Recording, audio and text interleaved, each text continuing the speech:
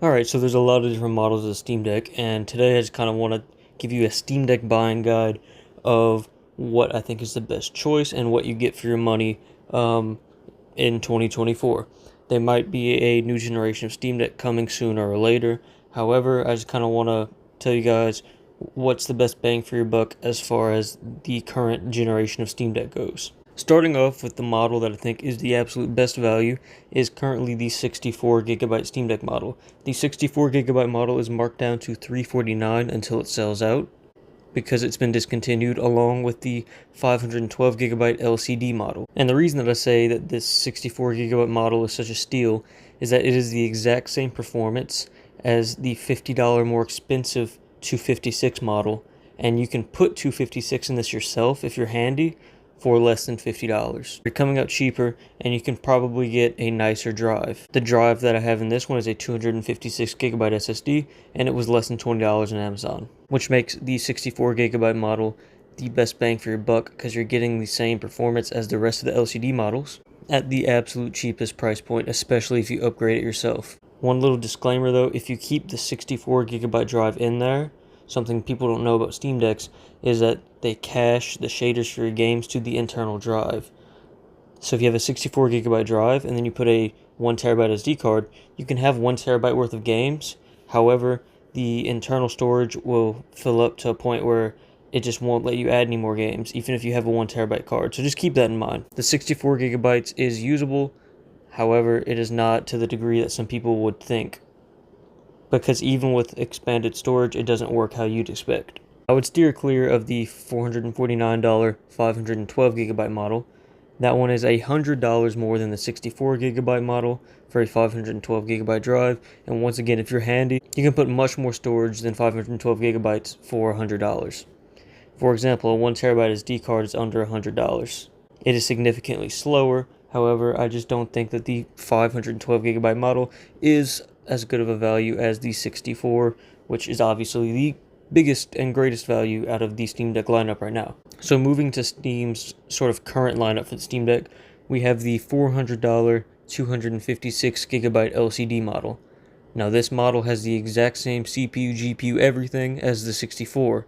It just already comes with that 256GB of storage for a little more expensive. Like I said, you can upgrade a 64 to 256 for cheaper. However, if you aren't that handy and you just want it to be ready to play out of the box, the 256GB LCD model is a good call. It's only $50 more. Now all of the LCD models that I've mentioned so far, they all have 7-inch screens that are 60Hz, and it's 1280 by 800 is, the actual resolution, Wi-Fi 5, and a 40 watt hour battery. The only reason I'm mentioning this is because as soon as you step up to the OLED model, all of these things are changed. So you jump from the $399 256 model to the $550 512 OLED model. So obviously you're getting double storage, but that doesn't quite justify the price point. So obviously now you're getting a HDR OLED screen, hence the name OLED. Screen is 7.4 inches instead of 7, so a little more. And it's a 90Hz display instead of a 60Hz one. And something not a lot of people know about the Steam Deck OLEDs, the new Wi-Fi 6E chipset, you can simply turn on a controller that's paired to your Steam Deck and it will wake the Steam Deck from sleep mode. You can't do that on a Steam Deck LCD, which is kind of why I'm making this guide, just to kind of let you guys know the kind of hidden differences.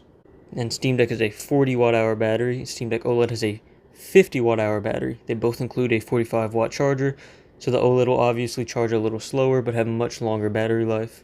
And now that we're getting the battery life, the LCD model on super intensive games such as Doom Eternal, you can expect about 2 hours absolute max. However, on lighter titles, you can expect anywhere from 4 to 8 hours on titles such as Terraria. Valve advertises a 2 to 8 hour range, so that's about right. Now with the OLED model, with its more power efficient chip that runs cooler with its physically bigger battery, you're looking at 3 to 12 hours. Personally, this isn't a huge enough deal for me to go out and buy OLED right now.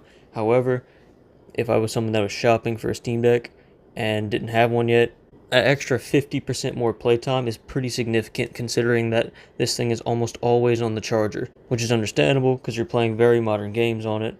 But even though it costs significantly more, that 50% bump in battery life is absolutely massive when it comes to running new titles. So the APU on the Steam Deck OLED It's a little more power efficient. It's sort of a die shrink, but all in all, they advertise it as running the same.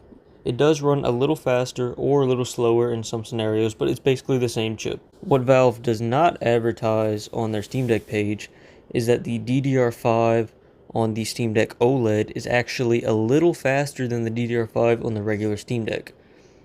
I believe regular Steam Deck is 5500 and OLED is 6400. I'm just going off the top of my head. I'll put it on screen if I'm wrong. But because they just bundled in faster parts with the OLED model, of course the OLED model can get slightly better performance. Not noticeable, and on occasion it can get a couple more frames, but it's not marginal. So to sort of wrap this video up, at the end of the day, my recommendation is to just get the 64GB model if you just want to get right into the Steam Deck ecosystem for the least amount of money possible, because they all run games almost identically, even though the OLED has slightly faster APU and slightly faster DDR5. They're basically all the same platform. And yes, the OLED has nicer colors, and you can wake it up with the controller, which you cannot do on the LCD. However, you're still getting the same system at the end of the day, and the 64 starts at $350, which is the price of a Switch OLED, and honestly, you're getting a lot for the money. So my sort of recommendation at the end of the day is to buy a 64GB model and chuck an SD card in it and put a 256GB drive in it, and you'll probably be at the $400 range after doing that, and you're going to have a lot more storage than the 256 model that is $400. However, if you have the money and you just want to have the best experience possible on your Steam Deck with a slightly bigger screen and being able to wake it from sleep with your controller, by all means go ahead and get the OLED. No one's going to stop you if you want to, get the baller version.